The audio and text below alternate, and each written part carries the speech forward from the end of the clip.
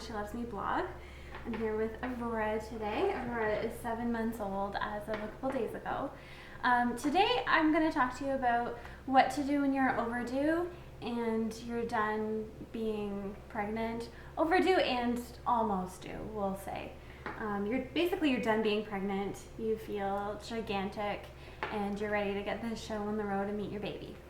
So I just want everyone to keep in mind that actually only 2 to 5% of women will go into labor on their due date. Or before the day before their due date, and actually have their baby on their due date. So just kind of go into it easily. Don't pretend it's not happening. I actually suggest celebrating when you get to your due date, because that's 40 weeks of being pregnant is a big deal. And it should be treated like a big deal. Here, do you want this toy? It's a different one. Also, about these natural induction methods that I'm going to be talking about, they are really treated as a helping hand. So anytime your body isn't ready to go into labor or your baby isn't ready to be born, it's very unlikely that any of these methods will work anyway. So they're relatively safe. That being said, please always check with your primary health caregiver before trying any of these, whether that be an obstetrician or a midwife. You would want to screen with them anything that you're planning on trying that I talk about today. Here, try this one now. We're going to be doing a lot of this toy rotation. I'm not even sure we'll get through this video, but we'll see. Okay, so also, I'm going to talk about, I will try to touch on when to try each thing, like how many weeks it's okay to start trying it. If I don't talk about it, I may not talk about it in the video for each one. If you're looking for specifics, please go to my blog and read the actual post, because I'm able to get more into the written version than I am with her here. So please go check that if you're curious about when to actually try something. Most things can be tried, can be tried from 35 weeks to 40 weeks or over, obviously over.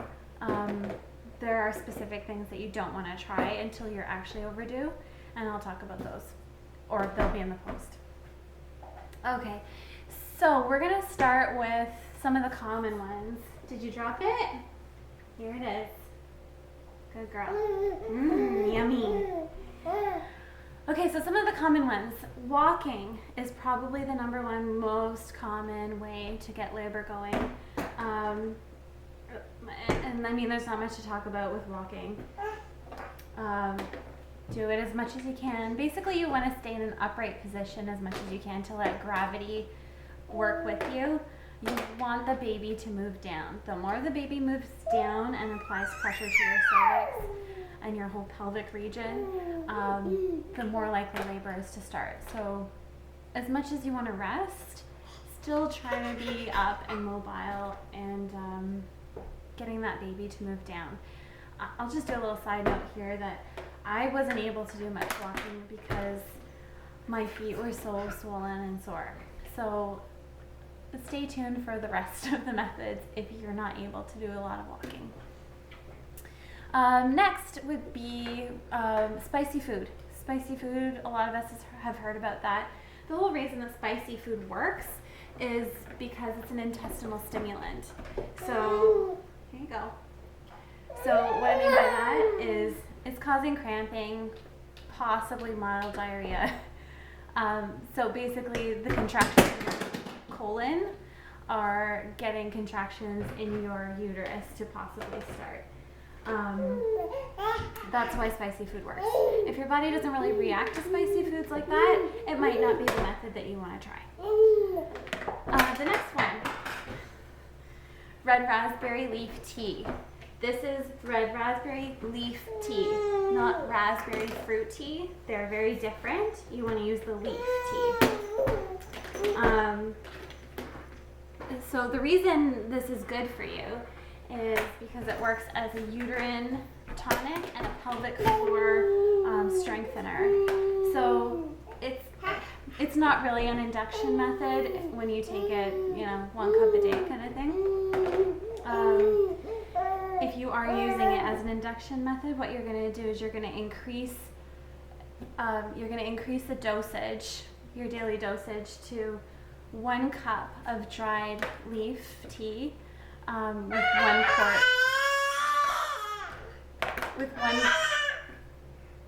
with 1 quart of water, and you're going to drink that throughout the day. That red raspberry leaf tea can cause mild uterine contractions. So this is one I would go back and check the blog post that I've actually written, because there are 2 schools of thought on it.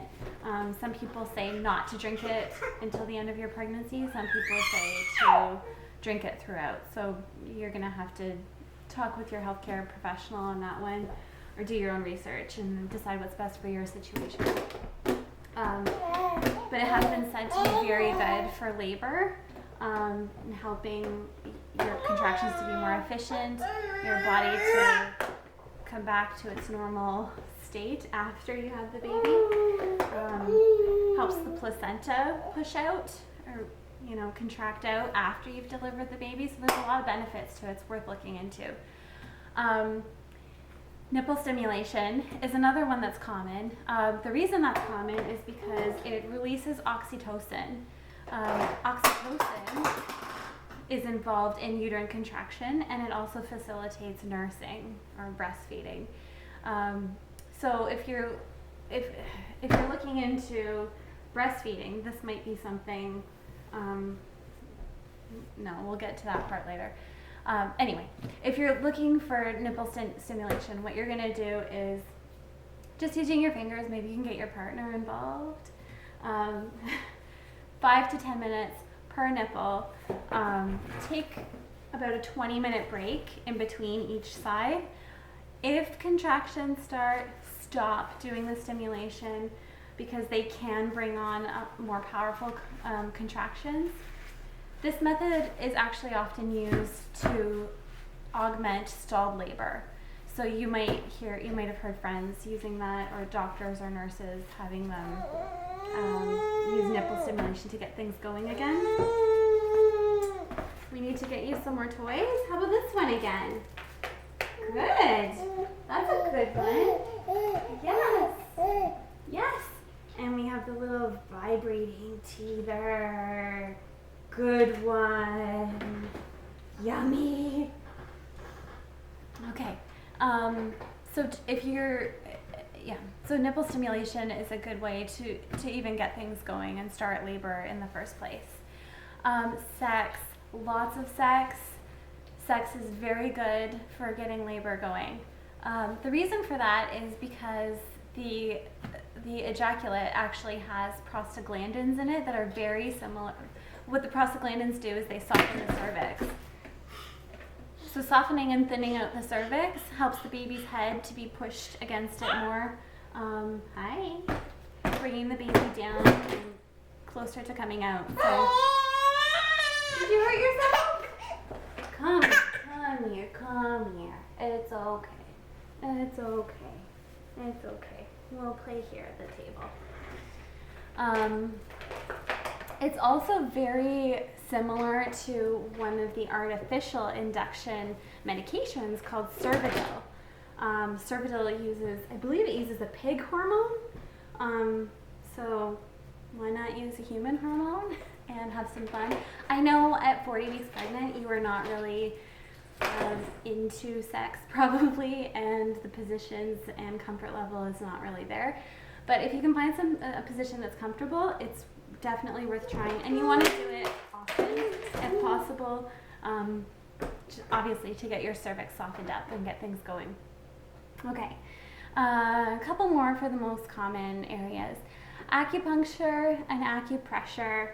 I think most of us have heard of these methods. So basically there's certain points on your body that will stimulate uterine contractions. They'll stimulate your cervix to dilate, or they can stimulate your cervix to soften. There's certain meridians that are actually used for pain relief during labor. I don't really talk about those in this post, but I will in a future post for sure. Okay, let's get you sorted here. That's good. So I don't really have much to say on this because you need to find a trained professional if you're looking to do something like this, an acupuncturist. Some chiropractors are trained in acupuncture or acupressure. Massage therapists are typically trained in acupressure if you're looking for that one. Just so you know the difference, acupuncture is using a very fine needle and it actually goes into your skin. And they turn the needle little bits at a time to increase the intensity. This can be started, I believe, at 36 weeks, acupuncture. I did this and it started at 36 weeks. Oh, we're getting into some almost crawling stages here. Busy, busy, busy. Yes. So I did that, and I believe I started at 36 weeks, and what happens is they do different points. So at 36 weeks, my acupuncturist is not putting needles into the points that are stimulating my uterus to contract. I'm just going to grab that. Okay, let's get this here. I think that one was going over well, so we'll keep that one for a bit here. Okay.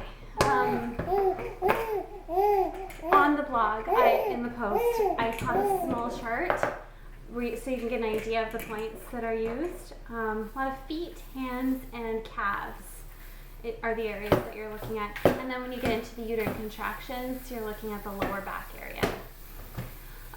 The last one in the common area is evening primrose oil. This one, I think we're going to take a break and come back after we finish this one. So, evening primrose oil. This one can be started around 36, 37 weeks.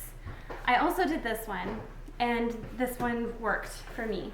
It worked not to get labor started, but it helped to soften my cervix and possibly dilate a bit, but definitely softened my cervix. And I have the midwife to attest to that. So what you want to do is take 1,000 milligrams once a day, orally and vaginally if you can.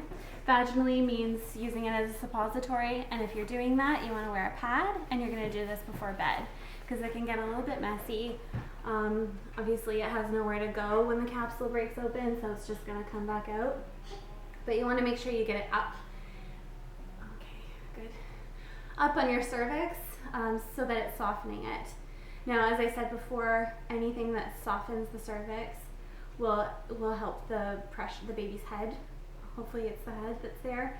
Come down and press against it and get labor to start. You're gonna hurt your mouth there. Hi, I love you. Okay, so that's all I'm gonna talk about right now, and I am probably gonna snip it in another part of the video for the second half of this post because I have to go do some playing on the floor so that we can get our sillies out. Thank you for watching. I'll be right back. Say bye-bye.